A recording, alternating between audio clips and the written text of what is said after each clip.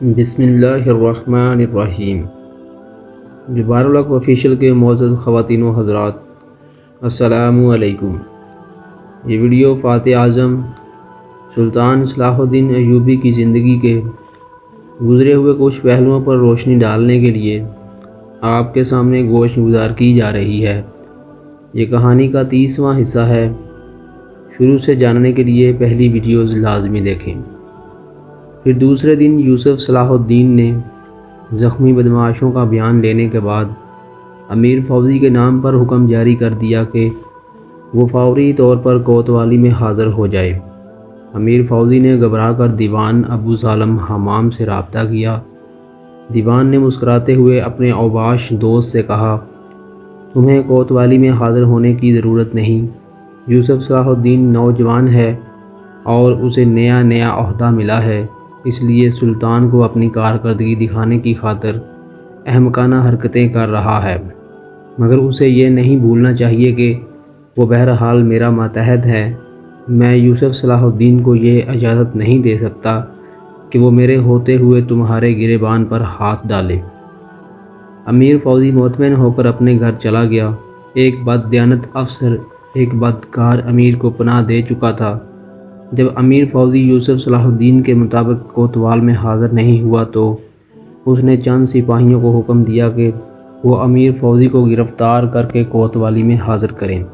سپاہی یوسف کے حکم کی تعمیل میں کوتوالی سے روانہ ہونے والے ہی تھے کہ دیوان ابو سالم کمرے میں داخل ہوا اور سخت لہجے میں یوسف کو مخاطب کرتے ہوئے بولا، آخر تم نے کس جرم کی بنیاد پر دمشق کے ایک معزز ترین شہری کو گرفتار کرنے کا حکم جاری کیا؟ یوسف صلاح الدین نے واقعے کی پوری تفصیل بیان کی تو دیوان ابو سالم نے اسے بری طرح جھڑک دیا۔ دونوں گواہ جھوٹے ہیں، میں امیر فوزی کو خوب جانتا ہوں، وہ ایسی شرمناک حرکت نہیں کر سکتا۔ پھر جب یوسف صلاح الدین نے امیر فوزی کے دونوں زخمی کارندوں اور کوچوان کو دیوان ابو سالم کے سامنے پیش کیا تو وہ تینوں اپنے بیانات سے مکر گئے اور انتہائی بے باکی کے ساتھ کہنے لگے، ہم کسی امیر فوزی کو نہیں جانتے، ہم تینوں دوست ہیں۔ 4 دن پہلے رات کے وقت ہم اپنے اپنے گھروں کو واپس جا رہے تھے کہ اچانک پیچھے سے کسی نے ہم پر حملہ کیا۔ ہم دونوں بری طرح زخمی ہو کے زمین پر گر پڑے۔ ایک دوست حملہ آور کی تلوار سے محفوظ رہا۔ یوسف صلاح الدین بڑے ضبط و تحمل کے ساتھ اس جھوٹی داستان کو سن رہا تھا۔ پھر کوچوان نے اپنا بیان جاری رکھتے ہوئے کہا، حملہ آور فرار ہو گیا اور پھر یکایک کوتوال صاحب آ پہنچے اور ہمیں سیدھے کوتوالی لے گئے۔ ہماری مرہم پٹی کی، پھر ہم سے کہا کہ امیر فوزی کے خلاف گواہی دیں۔ مجبوراً ہمیں ایسا کرنا پڑا، ورنہ خود ہماری جانیں خطرے میں تھیں۔ یوسف صلاح الدین ابو سالم حمام کی چال کو سمجھ گیا تھا کہ اس نے اپنے اثرات کو استعمال کر کے تینوں مجرموں کو بیانات بدلنے پر آمادہ کر لیا تھا۔ نتیجتاً یوسف نے مجرموں سے کوئی جرح نہیں کی، بلکہ براہ راست دمشق کے دیوان کو مخاطب کرتے ہوئے کہا، میں اس واقعہ کا نہ صرف عینی شاہد ہوں بلکہ وہ حملہ آور بھی ہوں جس کی تلوار سے یہ دونوں بدکار زخمی ہوئے تھے۔ یہ کہتے کہتے یوسف صلاح الدین کی آواز بلند اور سخت ہو گئی تھی۔ پھر اس نے کوچوان کی طرف اشارہ کرتے ہوئے کہا، اور یہ قذاب میری شمشیر سے اس لیے محفوظ رہا کہ اس نے میرے پیروں پر سر رکھ کے جان کی امان طلب کی تھی۔ یہ تینوں اپنی زبانیں بدلنے پر کیوں مجبور ہوئے، مجھے یہ راز جاننے کی کوئی ضرورت نہیں۔ امیر فوزی کو مجرم ثابت کرنے کے لیے میری تنہا گواہی ہی کافی ہے۔ ایک نوجوان افسر کی یہ جرأت مندانہ گفتگو سن کر دیوان ابو سالم برہم ہو گیا۔ میں تمہاری شہادت کو کس طرح معتبر مان لوں؟ اور پھر جب کہ امیر فوزی سے وہ جرم سرزد ہی نہیں ہوا ہے تو اس گرفتاری کا حکم بھی شرعاً ناجائز ہے۔ اگرچہ یوسف صلاح الدین بے پناہ قوت برداشت کا نوجوان تھا، لیکن دیوان ابو سالم کی غیر منصفانہ اور جاں بدرانہ گفتگو سن کر مشتعل ہو گیا اور انتہائی تند و تیز لہجے میں دیوان ابو سالم کو مخاطب کرتے ہوئے بولا، میں آپ کی عمر اور مرتبے کا احترام کرتا ہوں، مگر مجھے شرعی اور غیر شرعی کا فرق سمجھانے کی کوشش نہ کریں۔ میں صرف ایک شہسوار ہی نہیں، قاضی ابن رسون کا شاگرد بھی ہوں۔ مجھے آزادی کے ساتھ میرا کام کرنے دیں۔ میں نے مکمل تحقیقات کے بعد امیر فوزی پر فرد جرم عائد کی ہے۔ چاہے کچھ بھی ہو جائے، میں اس سیاہ کار انسان کو عدالت میں لا کر چھوڑوں گا۔ اگر تم اتنی قدرت رکھتے ہو تو کسی سپاہی کو بھیج کر دیکھو۔ دیوان سالم حمام بھی غضبناک ہو گیا تھا۔ یوسف صلاح الدین نے چند لمحوں میں صورتحال کو سمجھ لیا تھا۔ اگر میں اتنا ہی بے دست و پا ہوں کہ مجرم کو مجرم نہیں کہہ سکتا تو پھر مجھے استعفیٰ دے دینا چاہیے۔ یوسف کے لہجے سے انتہائی سختی جھلک رہی تھی۔ تمہارے حق میں یہی بہتر ہے کہ تم استعفیٰ دے دو۔ دیوان ابو سالم کے لہجے سے آمریت اور رعونت جھلک رہی تھی۔ اگر تم جیسا کم نظر اور بے خبر انسان کچھ دن اور اس عہدے پر برقرار رہ گیا تو دمشق کا سارا نظم و نسق درہم برہم ہو جائے گا۔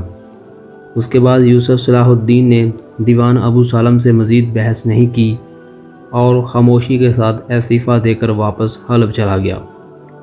دیوان ابو سالم نے یوسف صلاح الدین کے استعفیٰ کو اپنی فتح سے تعبیر کیا اور پھر اس نے امیر فوزی کے ساتھ مل کر اپنی فتح کا جشن منایا۔ اس جشن میں وہ امراء بھی شریک ہوئے جو در پردہ سابق والی دمشق امیر مجیر الدین کے حامی تھے۔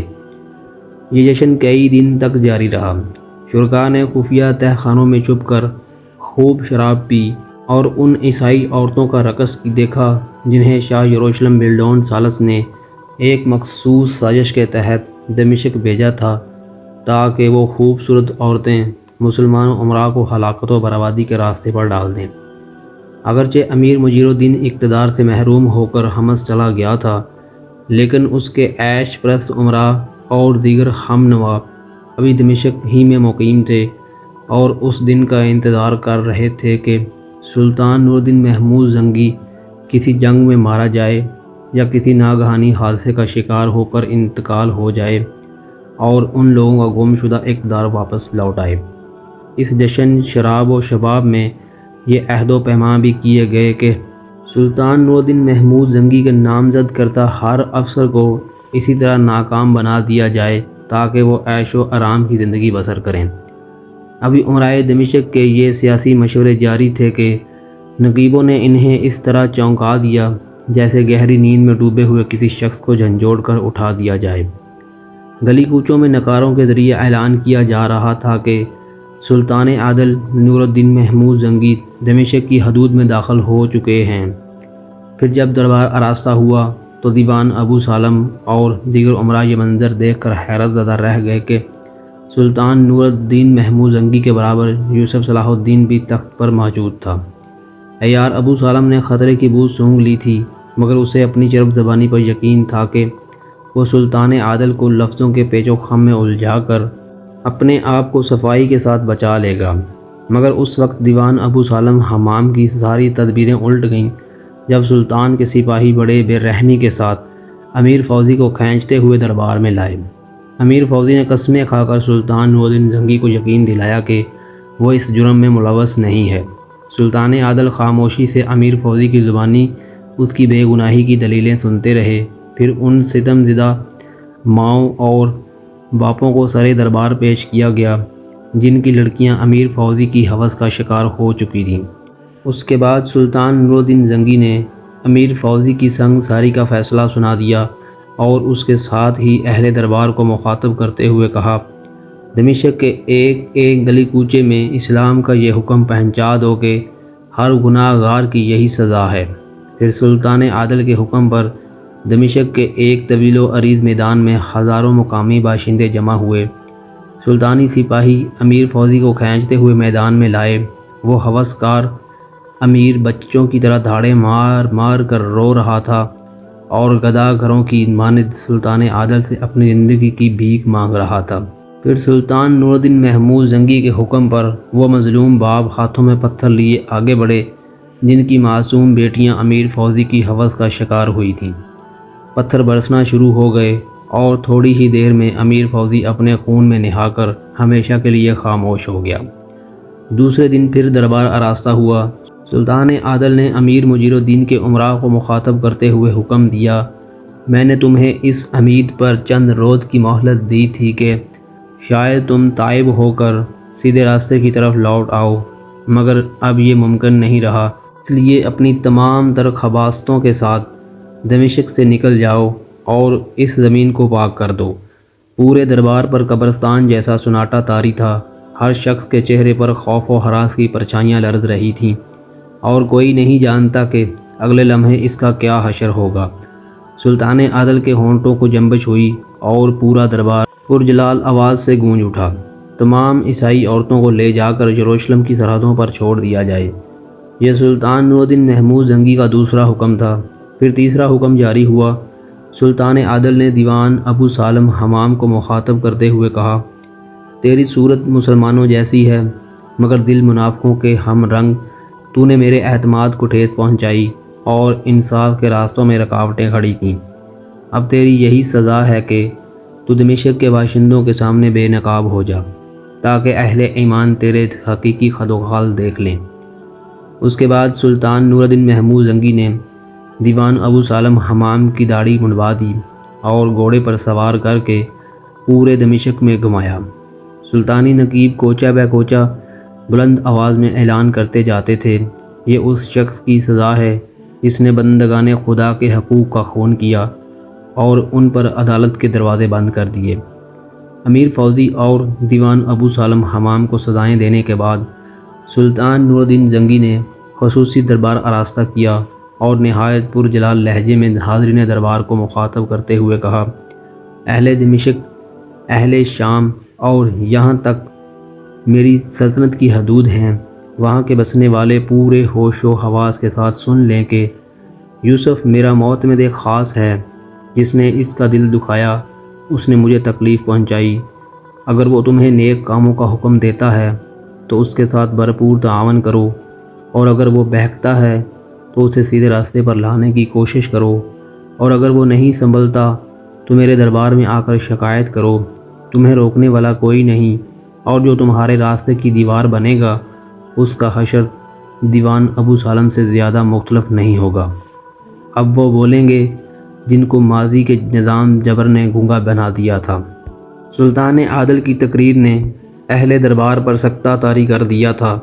پھر درباری شاعر ہرکلا کھڑا ہوا اور اس نے یوسف صلاح الدین کی شان میں یہ اشعار پڑھے، اے شام کے چوروں، اپنی حرکات سے باز آؤ۔ میں تمہیں نصیحت کرتا ہوں کہ پیغمبر کے ہم نام یوسف سے اپنی جانوں کو بچاؤ۔ وہ یوسف علیہ السلام عورتوں کے ہاتھ کاٹنے والے تھے، اور یہ یوسف مردوں کے ہاتھ کاٹنے والا ہے۔ سلطان عادل کے درباری شاعر ہرکلا نے اپنے اشعار میں قرآن کریم کے اس واقعے کی طرف اشارہ کیا تھا جس میں زلیخا کی ساتھی عورتوں نے حضرت یوسف کا حسن و جمال دیکھ کر لیمو کاٹنے کی بجائے اپنے ہاتھ کاٹ لیے تھے۔ دمشق کا نظم و نسق درست کرنے کے بعد سلطان نور الدین محمود زنگی واپس حلب چلے گئے۔ پھر اسی زمانے میں سلطان عادل نے سرکار دو عالم صلی اللہ علیہ وآلہ وسلم کو خواب میں دیکھا۔ سلطان نور الدین زنگی بظاہر ایک مجاہد اور جنگجو حکمران تھے، مگر در پردہ وہ ایک نہایت عابد و زاہد انسان تھے۔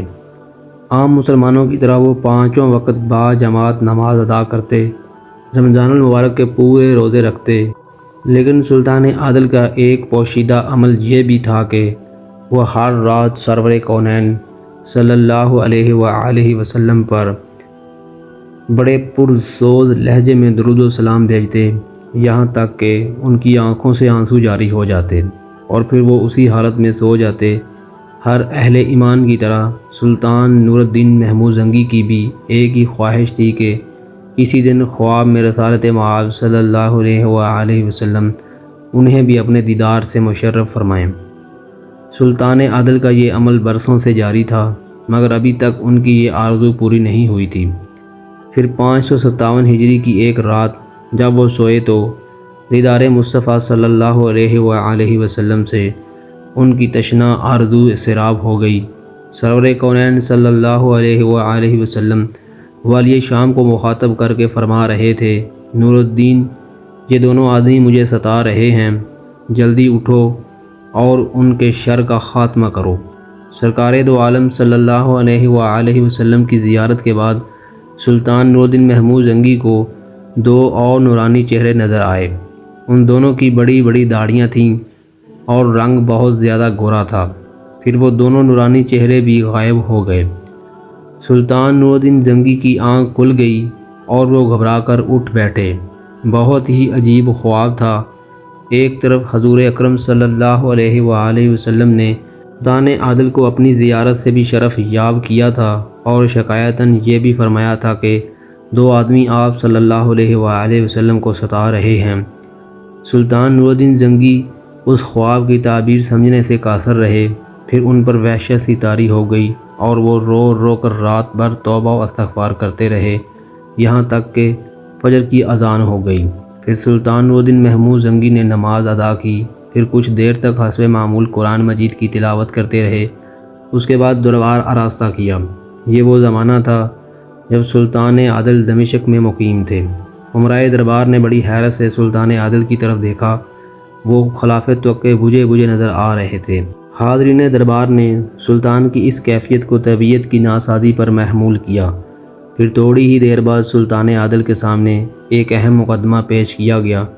والی شام کچھ دیر تک دونوں فریقین کے بیانات سنتے رہے، لیکن عمرا نے محسوس کر لیا کہ سلطان عادل ذہنی طور پر دربار میں موجود نہیں ہیں اور وہ مقدمے کی سماعت کے دوران کہیں کھو سے جاتے ہیں۔ پھر یکایک سلطان عادل خود ہی اٹھ کھڑے ہوئے اور عمرائے دربار سے مخاطب ہوتے ہوئے بولے، اس وقت ہمارا ذہن حاضر نہیں ہے، یہ مقدمہ پھر کسی دن پیش کیا جائے۔ یہ کہہ کر سلطان نور الدین محمود زنگی دربار سے نکل گئے۔ سلطان کے مصاحب خاص اسد الدین شیر کو اور معتمد خاص یوسف صلاح الدین تیزی سے آگے بڑھے اور والی شام کے پیچھے پیچھے چلنے لگے۔ سلطان نور الدین محمود زنگی دربار سے نکل کر دمشق کے محل میں چلے گئے۔ سپہ سالار اسد الدین شیر کو نے بصد احترام عرض کیا، سلطان عادل کی طبیعت کچھ ناساز معلوم ہوتی ہے۔ ہاں، کچھ ایسا ہی ہے، سلطان عادل نے کھوئے کھوئے سے لہجے میں کہا۔ ان کے چہرے کی افسردگی میں اضافہ ہو گیا تھا۔ اگر اجازت ہو تو طبیب خاص کو طلب کیا جائے۔ اسد الدین شیر کو نے گھبرائے ہوئے لہجے میں کہا، اس معاملے میں طبیب کچھ نہیں کر سکتا۔ سلطان نور الدین محمود زنگی نے پرسوز لہجے میں کہا، تم ایسا کرو کہ فوری طور پر دمشق کے تمام غریبوں میں کپڑے، اناج اور زر نقد تقسیم کر دو۔ اس بات کا خاص خیال رکھا جائے کہ کوئی غریب ان صدقات سے محروم نہ رہے۔ پھر جب اسد الدین شیر کو اور یوسف صلاح الدین خلوت سلطانی سے جانے لگے تو نور الدین محمود زنگی نے ان دونوں کو روک کر مزید ہدایت دیتے ہوئے کہا، جب تم ضرورت مندوں میں صدقات تقسیم کرنے لگو تو ان سے یہ درخواست بھی کرنا کہ وہ اپنے سلطان کے لیے دعا کریں۔ اسد الدین شیر کو اور یوسف صلاح الدین نے سلطان کے اس حکم کو بڑی حیرت سے سنا اور خلوت گاہ سے نکل کر چلے گئے۔ پھر جب وہ دونوں دمشق کے غریبوں میں صدقات تقسیم کر رہے تھے تو ایک ہی خیال ان کے ذہنوں میں گردش کر رہا تھا کہ سلطان کی گزشتہ بیماری دوبارہ ابھر آئی ہے، جسے سلطان عادل اپنی بے پناہ ہمت کے سبب امرائے سلطان سے چھپا رہے ہیں۔ 4 سال پہلے 553 ہجری میں رمضان المبارک کے دوران سلطان نور الدین محمود زنگی شدید بیمار ہو گئے تھے اور انہیں اپنے بچنے کی بھی امید نہیں رہی تھی۔ نتیجہ دن سلطان عادل نے سب سے چھوٹے بھائی امیران نصرت الدین کو اپنا جانشین مقرر کیا۔ فاتح اعظم سلطان صلاح الدین ایوبی کے بارے میں مزید جاننے کا اشتیاق رکھتے ہیں اور چینل پر نئے ہیں تو چینل کو سبسکرائب کر لیں اور نوٹیفیکیشن بھی آن کر لیں تاکہ آنے والی ہر نئی ویڈیو آپ کو سب سے پہلے مل سکے۔ ملتے ہیں انشاءاللہ کہانی کے اگلے حصے میں، تب تک کے لیے اللہ کی امان۔